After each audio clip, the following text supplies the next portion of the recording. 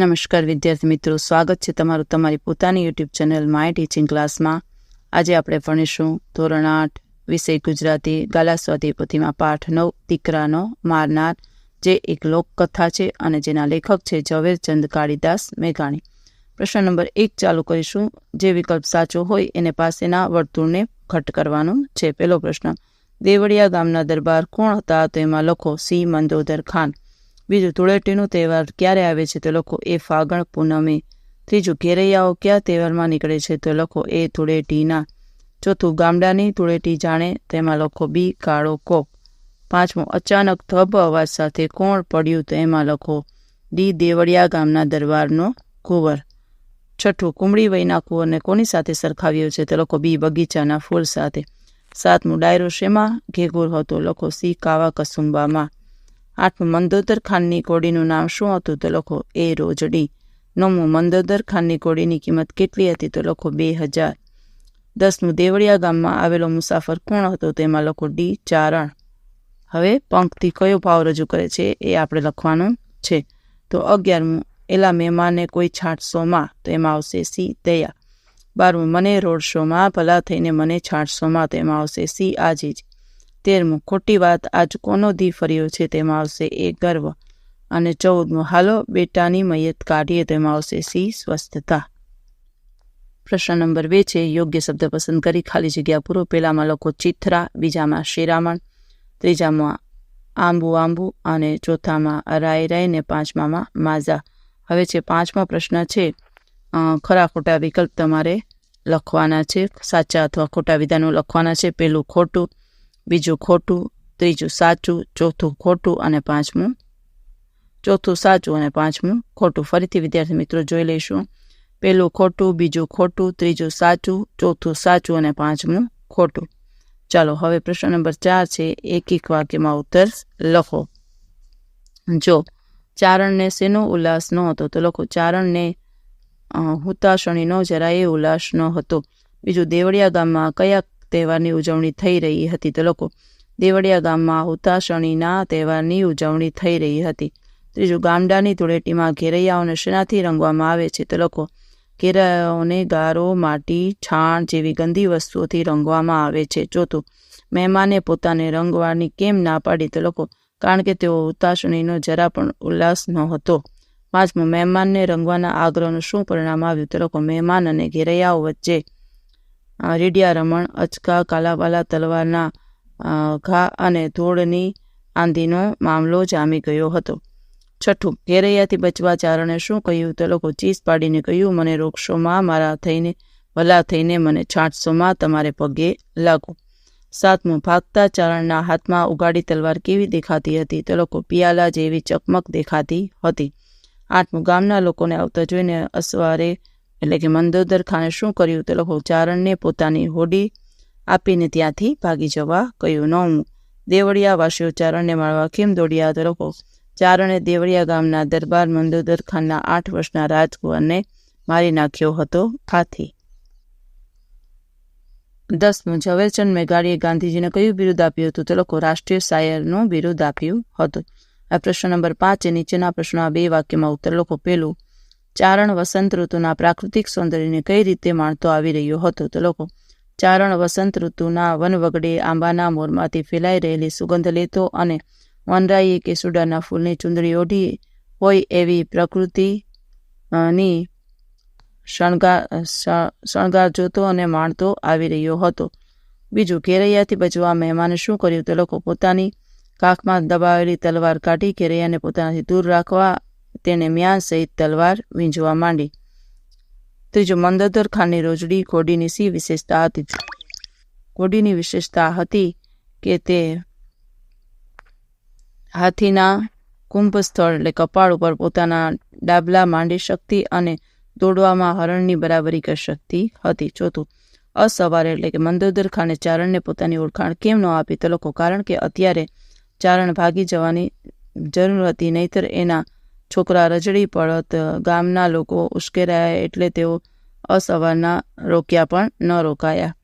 પાંચમું, મંદોદર ખાનને ગામના લોકોને સ્વ બચાવમાં શું કહ્યું? તો લોકો કહ્યું કે એ માણસ સાવ લોટકો છે નીકળ્યો, એણે તેને જીતવા ન દીધો. તલવારને ઘોડી બંને લઈ ગયા. ચલો વિદ્યાર્થી મિત્રો, હવે પ્રશ્ન નંબર 6 છે. 3-4 વાક્યમાં ઉત્તર લખો. પેલો, મહેમાનના ઉજળા લુગડા જોતા ઘેરૈયા ઉપર સી અસર થઈ? તો લખો. તેને થયું કે આવા મહેમાનને કાંઈ દોડ્યા વગર રહેવાય. મહેમાન ક્યાંથી હાથ આવે? આથી સર્વે ઘેરૈયાઓ મહેમાનને રંગી નાખવા અને એની પાસેથી ભેટ માંગવા રાડો પાડવા લાગ્યા. તેમણે મહેમાનની પાછળ દોટ મૂકી. બીજું, દેવળિયા ગામમાં આવી રહેલા ચારણનું વર્ણન. તો લખો. ચારણ એ ધોળું બાસ્તા જેવું પાસા બાંધી કેડિયો અને પગ સુધીની પહોળી ચોરણી પહેર્યા હતા. તેણે બગસરાની ગરડી કોરની પછેડીની ભેટ બાંધી હતી. તેણે બગલમાં એક ફાટેલ તૂટેલ મ્યાનવાળી તલવાર દબાવી હતી. એની એ કેળે કોઈક કાળાંતરની જૂની ડાયરી હતી, જેને દાઢી મૂછવા ભરાવદાર કાતરા હતા. ત્રીજું, અચાનક ધબ અવાજ સાંભળીને ઘેરૈયાએ શેની બૂમાબૂમ કરી મૂકી? તો લખો. અચાનક ધબ અવાજ સાંભળીને એક ઘેરૈયાએ અરે ગજબ થઈ ગયો, કુંવર પડ્યા, કુંવરને વાગ્યો, કુંવર જોખમાણા એવું બૂમ પાડી. બીજા ઘેરૈયાએ ચીસ પડી, મહેમાને કુંવરને તલવાર મારી, પકડજો, જાલજો. ચોથું, ગામના જાપે કેવું દ્રશ્ય હતું? તો લખો. ગામના જાપે દરબાર મંદોદર ખાનના 8 વર્ષના કુંવર પડ્યા છે. એના ગળે તલવારનો ઘસરકો પડ્યો છે. લોકોનું ખીચો ભરાઈ ગયું છે. ઘડી બે ઘડીમાં એના પ્રાણ ચાલ્યા જશે તેવી સ્થિતિ હતી. 5મું, ઘેરૈયાની બૂમાબૂમ સાંભળી ચારણની શી હાલત થઈ? તો લખો. ચારણ ચોંકી ઉઠ્યો, એ ભાન ભૂલી ગયો. તેણે ઊભી વાટે સીમાડા તરફ દોટ મૂકી. શું થયું એ જોવા કે પૂછવાનો સમય ન હતો. પાછું વળીને નજર નાખવાની તેનામાં હિંમત ન હતી. પોતાના હાથમાં પકડેલી તલવારની શી દશા થઈ છે તે જોવાનું પણ એને ભાન રહ્યું નહીં. એ કોઈ ગાંડો માણસ કે કોઈ ખૂની હોય તેમ દોડતો જતો હતો. 6, મંદોદર ખાનને પાછળ આવતા જોઈ મુસાફરે શું કર્યું? શા માટે? તો લખો. મંદોદર ખાનને પાછળ આવતા જોઈ મુસાફર દોડતા દોડતા થંભી ગયા. તેને ખબર પડી ગઈ કે પોતાનો કાળ આવી પહોંચ્યો છે. હવે તે દૂર સુધી દોડી નહીં શકે. તેને થયું કે આમ પણ મરવું તો છે જ, તો પછી હવે નકામા પ્રયત્નો શા માટે કરવા? ત્યારે કાળને અટકાવવા તેમ નથી અને ખુલાસો કરવાનો વખત પણ નથી. એટલે મંદોદર ખાનની સામે ઊભા રહીને મુસાફર પોતાની તલવાર પોતાનાને જ ગળે માંડી. 7મું, ચારણને પોતાની તલવાર ગળે મૂકેલી જોઈને અસવારે શું કર્યું? તો લખો. અસવાર સમજી ગયો કે આ કોઈ ત્રાગાળું વરણ લાગે છે. જો તેઓ આગળ વધશે તો આ માણસ તલવાર પોતાના જ ગળામાં પરોવી દેશે અને તેના ગામને સીમાડે લોહી છટાશે એમ સમજીને અસવારે ઘોડીને થંભાવી. 8મું, ચારણ દેવળિયા શા માટે આવ્યો હતો? તો લખો. ચારણની બધી ભેંસો મરી ગઈ હતી. એના છોકરા છાસ અને રાવ માટે તડપતા હતા અને ભૂખથી રડી રહ્યા હતા. તેમ છતાં એને તો અહીં નહોતો આવું, પણ એની પત્નીએ એને મંદોદર ખાન પાસે કંઈક મદદ મળે એ હેતુથી મોકલ્યો હતો. આથી ચારણ દેવળિયા આવ્યો હતો. 9મું, કુંવર મરાયો જાણીને ચારણે અસવાર પાસે શો બચાવ કર્યો? તો લખો. મુસાફરને કોણ માર્યું તેની ખબર ન હતી. આથી એણે આકાશ તરફ ઇશારો કર્યો. અસવારને કહ્યું, ઈશ્વર જાણે, મને ખબર નથી. હું તો એટલું જ જાણું કે મારે ડેલીએ આવવું હતું. ચિત્રા પહેર્યા હશે તો ભૂંડો દેખાઈશ એમ માનીને સાથે લાવેલા લુગડાની એક કોરી જોડ ગામ બહાર બદલી. ત્યાં ઘેરૈયાએ મને રોડવા આવ્યા. એમનાથી ઉગરવા મેં મ્યાનમાં બીડેલી તલવાર વીંજી. મ્યાન ક્યારે નીકળી ગયું તેની મને ધૂળની આંધીમાં ખબર ન રહી. 10મું, રાજાએ પોતાના દીકરાના મારનારને કેમ છોડી દીધો? તો લખો. ચારણ ભૂખે તડવડતા પોતાના છોકરાને કંઈક મળે એ હેતુથી રાજા મંદોદર ખાન પાસે મદદ માટે આવ્યો હતો. પણ ગામમાં પેસતા જ રોડવા આવેલા ઘેરૈયાથી બચવા એણે તલવાર કાઢીને વીંજી. પણ ધૂળની આંધીમાં તલવાર અકસ્માતે રાજાના દીકરાના જ ગળામાં વાગી અને તે મૃત્યુ પામ્યો. આમ અજાણતા જ ચારણથી આ કાર્ય થઈ ગયું છે એ જાણીને. હવે 11મું, અસવારે મંદોદર ખાનને ચારણને ઘોડી પર ચડીને ત્યાંથી ભાગી જવા કેમ કહ્યું? તો લખો. કારણ કે હવે વાત કરવાનો સમય ન હતો. ગામ ઉશ્કેરાયું છે. તે કુંવરને મારી નાખ્યો છે. એટલે અહીં પહોંચતાની સાથે તે તારા શરીરમાં રાય જેવડા કટકા કાઢી નાખશે. 12મું, અસવારે ચારણને ભાગી જવામાં શી મદદ કરી? તો લખ્યો. અસવારે ચારણને પોતાની પાસે બોલાવ્યો. એને બાવડેથી પકડીને પોતાની રોજડી ઘોડી પર બેસાડ્યો.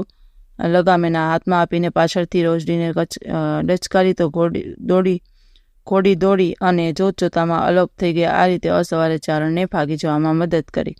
13 ગામના લોકોને મંદોદર ખાનની વાત ગળે કેમ ન ઉતરી? તો કારણ કે તેઓ મંદોદર ખાનનો પ્રભાવ જાણતા હતા. ધુણીધરને માથેથી મણી લઈ ચડે એ જેટલું મુશ્કેલ કામ છે એટલું જ મુશ્કેલ છે કે મંદોદર ખાનની રાગમાંથી રોજડી લઈ જવી. એમના વાત સાચી માની છે. 2 એટલા તેઓ મૂર્ખ ન હતા. 7 ખોટના દીકરાને મારનારને મંદોદર ખાને જ પકડ્યો છે એમ ગામના લોકો માનતા હતા. ચાલો હવે છે પ્રશ્ન, અન્યતર પ્રશ્નમાં એ આપણે કરવાનું નથી. હવે સીધું વ્યાકરણ. સમાનાર્થી શબ્દો. હુતાશણી તો કે હોળી, ગરકાવ તો કે મશગુલ, પરબ તો કે તહેવાર, માઝા તો કે મર્યાદા, ગારો તો કે કાદો, ગોઠિયા તો કે ભેટ, રીડિયા રમણ તો કે બૂમા બૂમ, ડોરણું તો કે બટન, પ્રભાત તો કે સવાર, જુવાન તો કે યુવાન, ફૂલ તો કે પુષ્પ, મહેમાન તો કે અતિથિ, નસીબદાર તો કે ભાગ્યશાળી, સુવાસ તો કે સુગંધ, કેર તો કે ત્રાસ, કિસ્મત તો કે નસીબ, મીટ તો કે નજર, ચોરણી તો કે પાયજામું, કાયા તો કે શરીર, ને મુસાફર તો કે પ્રવાસી. ચલો હવે વિદ્યાર્થી મિત્રો વિરોધી શબ્દ લખો. વિરોધીમાં લખો મૂરખ તો કે શાણો, ઉલટો તો કે સીધો, પાતાળ તો કે આકાશ, ગંદી તો કે સ્વચ્છ, ઉજળા તો કે મેલા, આશા તો કે નિરાશા, વેળા તો કે કવેળા, ભૂંડો તો કે સારો, કોરી તો કે જૂની, પછવાડે તો કે આગળ, ગાંડો તો કે ડાયો, ઉગાડી તો કે બંધ, ચિતવા તો કે હારવા, જુવાન તો કે વૃદ્ધ. હવે છે ધ્વનિઓ છૂટા પાડો. કોરે મોરે તો લખો ક પ્લસ ઓ પ્લસ ર પ્લસ એ પ્લસ મ પ્લસ એ પ્લસ ર પ્લસ એ. શિરામણ તો કે શ પ્લસ ઈ પ્લસ ર પ્લસ આ પ્લસ મ પ્લસ અ પ્લસ હણ. રોજડી તો રો પ્લસ આ પ્લસ ઝ પ્લસ અ પ્લસ ડ પ્લસ ઈ. દેવળિયા તો દ પ્લસ અ પ્લસ વ પ્લસ અ પ્લસ અળ પ્લસ ઈ પ્લસ ય પ્લસ આ. હવે ધ્વનિઓ જોડીને શબ્દ બનાવો. પેલામાં આવશે સમસ્યા, પછી ફણધર, કિસ્મત અને લોહી. પછી સાચી જોડણી લખવાની છે. પ્રશ્ન નંબર 5 છે, એમાં સાચી જોડણી લખો. હુતાશણી પેલામાં, પછી રીડિયા રમણ, પછી ચિથરા, પછી કિસ્મત અને મ્યાન. પછી શબ્દકોશના ક્રમમાં ગોઠવો. એમાં લખો પેલામાં કાવા કસુંબા, ગઢવા, ફણધર, રાય ને સાંભેલા. પ્રશ્ન નંબર 7 શબ્દ સમૂહ માટે એક શબ્દ. પેલામાં લખો કાતરા, બીજું કેડિયું, ત્રીજું કટાર, ચોથું જાપો, પાંચમું કુંભ સ્થળ, છઠ્ઠું લગામ, સાતમું સાંભેલો, આઠમું કસંબો, નવમું ઘેરૈયો, 10મું પડવો, 11મું વનરાય અને 12મું કાવા કસુંબા. પ્રશ્ન નંબર 8 રૂઢિપ્રયોગનો અર્થ આપી વાક્યમાં પ્રયોગ કરો. પેલું માઝા મૂકવી તો કે મર્યાદા ઓળંગવી. વાક્ય લખો ઘેરૈયાઓ હોળી રમતા હોય છે ત્યારે માઝા છોડી દે છે. બીજું હાથ આવવું તો કે સકંજામાં આવવું. અચાનક હાથમાં આવેલા મિત્રને વિદ્યાર્થીઓ છોડવા માંગતા ન હતા. ત્રીજું ચાનક ચડવી તો કે ઉત્સાહ આવવો. નવરાત્રિમાં સૌને રાસ ગરબા રમવાની ચાનક ચડે છે. ચોથું હામ ન હોવી તો કે હિંમત ન હોવી. પરીક્ષામાં નાપાસ થતા એ વાત પિતાને જણાવવાની તેનામાં હામ નહોતી. પાંચમું ભાન ભૂલી જવું તો કે સાન ભાન ન રહેવા. વાક્ય દારૂના નશામાં નોકર સાન ભાન ભૂલી ગયો. છઠ્ઠું નકામા પ્રયત્ન કરવા તો કે આ પ્રોજેક્ટ પોતાને મળવાનો નથી એની જાણ હોવા છતાં તે ચિત્રા પાડતા. સાતમું પેટ મોટું હોવું તો કે ઉદાર દિલના હોવું. સાતમું સમજદારનું પેટ મોટું હોય છે. આઠમું રંગમાં ભંગ પડવો તો કે આનંદમાં વિક્ષેપ પડવો. આકાશમાં પતંગિયાના દાવપેચ ચાલતા હતા ત્યાં અચાનક મારો પગ પતંગ કપાતા રંગમાં ભંગ પડ્યો. લખી શકો છો વિદ્યાર્થી મિત્રો. નવમું દી ફરવો તો કે કબૂતી સૂજવી. જેનો દી ફર્યો હોય એ બધે જ સત્તાધારીને લલકારે. 10મું કાળ આવી પહોંચવો તો કે મૃત્યુ નજીક આવવું. તો વાક્ય લખો પ્લેન અચાનક બગડતા સૌને થયું કે તેમનો કાળ આવી પહોંચ્યો છે. 11મું લોહી છાંટવું તો કે હત્યા કરવી. બે જૂથ વચ્ચેની લડાઈમાં કેટલાય નિર્દોષ જુવાનોના લોહી છાંટ્યા. 12મું ફાળ ખાવી તો કે ડર લાગો. ટ્રકને સામેથી આવતો જોઈ રસ્તો ઓગળી રહેલા માજીને ફાળ પડી. 13મું નિરાધાર થઈ જવા તો કે આ કાળઝાળ મોંઘવારીમાં કેટલાય ગરીબોના છોકરા ભૂખે રજડી પડ્યા છે. 14મું 7 દીકરી પછી આવેલો દીકરો. 7 ખોટનો દીકરો એટલે કે 7 દીકરી પછી આવેલો દીકરો. એમાં લોકો 7 ખોટના દીકરાને વધુ પડતા લાડ લડાવવાથી તે બગડી જાય છે. અને 15મું હત્યા વહોરવી તો કે મારી નાખવાના પાપમાં પડવું. તો કે સજ્જન માણસે કોઈની હત્યા વહોરી નહીં. હવે સૂચના પ્રમાણે પેલું છે કર્તરી વાક્ય બનાવો. સીધો જવાબ બોલું છું વિદ્યાર્થી મિત્રો. ચારણ ચીસ પાડી ઉઠ્યો. બીજું છે કર્મણી વાક્ય. તેમાં લખો ચારણથી કુંવરને તલવાર મરાય. ત્રીજું ભાવે વાક્ય. તેમાં લખો ચારણથી જોત જોતામાં અલોપ થઈ જવાયું. ચાલો વિદ્યાર્થી મિત્રો, આજના વિડીયો લેક્ચર માટે જો તમને આ વિડીયો ગમ્યો તો લાઇક કરશો, તમારા મિત્રો સાથે શેર કરશો અને મારી ચેનલને સબસ્ક્રાઈબ પણ કરશો. આવજો.